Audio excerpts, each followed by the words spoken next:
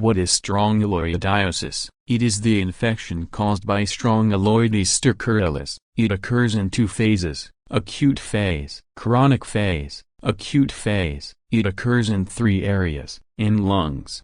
It shows as Loeffler syndrome; in skin.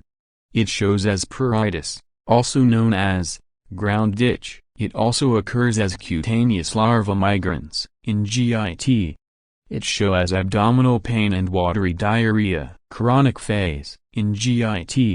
It occurs as intestinal ulcers, bloody stools and malabsorption, in immunocompromised individuals. It occurs as hyperinfection and dissemination. Diagnosis. Following lab tests confirm it. Stool examination under microscope. It shows larvae, rather than eggs in stool.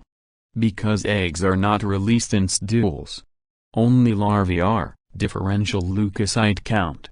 It shows eosinophilia. Serologic tests. It is positive for Strongyloides antibodies. Treatment. The drug of choice is ivermectin. An alternate drug is albendazole.